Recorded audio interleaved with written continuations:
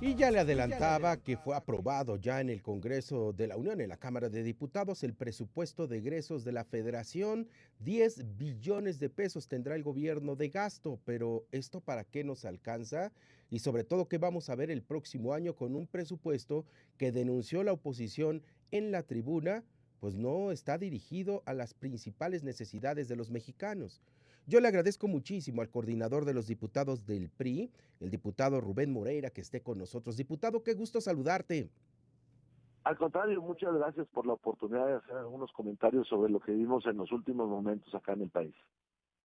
Al contrario, diputado, pues los vimos muy activos en la oposición, pues, proponiendo pues mayores presupuestos para la seguridad, para la salud. Hoy que estamos también en la víspera de una revisión del tratado comercial que a todas luces pareciera se va a modificar sustancialmente, y este presupuesto nos prepara para ese escenario. Tenemos una violencia atroz, lamentablemente, en Michoacán, en Guanajuato, en Chiapas, en Sinaloa, en Baja California. ¿Tenemos los recursos para enfrentar los retos de nuestro país, diputado? No, les quiero comentar rápidamente, el país no está creciendo, el país está mal, sigue la inflación sin ceder, la competitividad de México se perdió y por lo tanto en el entorno internacional pues, nos encontramos en un grado de debilidad importante. Y por otro lado, ¿cómo responde un gobierno que está quebrado? Pues desde una receta que tiene 4 pilares: más impuestos, más persecución a los contribuyentes, más deuda y más recortes presupuestales. Así está respondiendo y eso se refleja pues en menos inversión en carreteras, se refleja en más pago del servicio de la deuda. 17 centavos de cada peso que va a gastar el gobierno son para pagar deuda. Entonces, y hay 1 billón de pesos que se están dedicando a al pago de las obras suntuarias y de los rescates que nadie sabe para qué sirve. Entonces, si tú agarras 1 peso de lo que se va a gastar México, más o menos 27, 28 centavos, casi la tercera parte, es para estos dos rubros. Oh, pues vaya dato, porque entonces sí estamos un poco descobijados. ¿Cómo quedó el sector salud, diputado? Porque ustedes lo denunciaron en la tribuna de una reducción a los presupuestos de los hospitales, de las clínicas del sector salud de los estados de la República, y ayer en la mañana la presidenta dijo que no, que al contrario, que había mayores recursos para la salud. Es que se juega con las cifras, Alberto. Mira, una cosa es invertir en salud y otra cosa es invertir en hospitales, que es muy distinto. Vaya, disminuye el dinero para la prevención de enfermedades, disminuye el dinero para la investigación, disminuye el dinero para vacunación, para todo eso disminuye el dinero. Y le ponen dinero a los hospitales. Son dos cosas muy distintas. Es como cuando se habla de seguridad. Dicen, no, bueno, pues ahí está todo el dinero de la Sedena, sí, pero eso es la de Defensa Nacional. Y si tú agarras a la Secretaría de Seguridad, pues trae más de 20 mil millones de pesos de disminución en relación con el gobierno de Peña Nieto. Sí, pues sí, se tendría que hacer. Entonces no quiere decir lo que ayer nos dijo la presidenta, que va a haber mayor atención a la salud, a las personas que acude, por ejemplo, a la clínica rural de pues la zona de Juquila, en Oaxaca, por ejemplo. Eso no va a cambiar en lo absoluto todos los problemas que se tienen en esa zona. Solamente eso, hay menos dinero para el sector salud en prevención, en investigación, en atención a los problemas de salud. Vaya, no es lo mismo que uno tenga que ir al hospital porque tiene un infarto, a que se esté invirtiendo dinero en prevenir el infarto, en generar condiciones para que cuando suceda un incidente de esto se pueda ser atendido. Vaya, están yéndose al remedio de inmediato. Ahora, hay una cifra que es contundente. El INEGI nos dice el grado de carencia en materia de salud, y este se ha triplicado prácticamente de tiempos de Peña a la actualidad.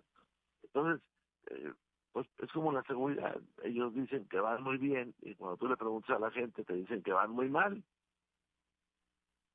Y en este caso, hay un recorte casi de 1,000 millones de pesos a la Fiscalía General de la República. Entiendo que a veces el fiscal, pues lo único que hace es ir a las conferencias de prensa mañanera, ¿no? Porque no hay avance en los temas más importantes en este país. Pero increíble, ¿no? En una plena crisis de inseguridad, con el rostro todavía muy conocido de Carlos Manso, del asesinato del sábado pasado de este presidente municipal en Uruapan, que le reduzcan el presupuesto a la Fiscalía General de la República, que por cierto no se tocó en la reforma al Poder Judicial, cuando tendría que haber sido la base de la reforma al Poder Judicial, la Fiscalía General de la República y las fiscalías estatales. ¿Por qué se hizo este recorte?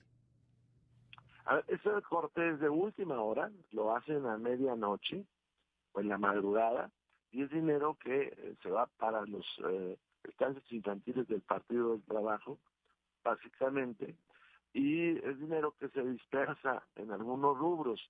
Le quitan 900 millones, que no es cosa menor, pero además hay que recordar que le quitan cientos, digo, miles de millones de pesos al Poder Judicial, con lo cual no hay dinero para indemnizar a los jueces que corrieron y que eran los buenos, o no hay dinero para tener más jueces. Entonces, si tú juntas menos dinero para seguridad, menos dinero para procuración de justicia y menos dinero para impartición de justicia, bueno, pues la prioridad del gobierno no es que haya paz, ¿no? Y entonces, pues ni pensar en las fiscalías estatales, ¿no? Que hoy las vemos lamentablemente muy atrasadas conforme a lo que está pasando. Pues ahí está la Fiscalía de Sinaloa, la Fiscalía inclusive de Michoacán, que tardó casi una semana en identificar el cuerpo de este joven que asesinó al alcalde. Entonces, no, ni pensar en las fiscalías estatales, que mantendrán todo este rezago que se tiene, ¿no? Es que hay que agregar otra cosa en esto, que es el hecho de que los estados reciben menos dinero.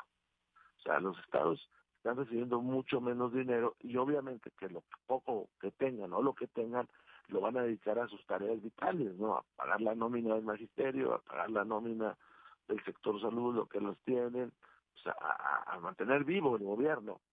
Entonces no van a pensar en crecer, no van a pensar en otras cosas. Estamos, yo lo dije en mi discurso, en ese mundo ideal para López de Santana, que del centralismo, ¿no? Traerse todo a la Ciudad de México. Te voy a poner un ejemplo. En el caso de Coahuila, por cada peso que los coahuilenses pagan en impuestos, aportan a la federación, les regresan 15 centavos.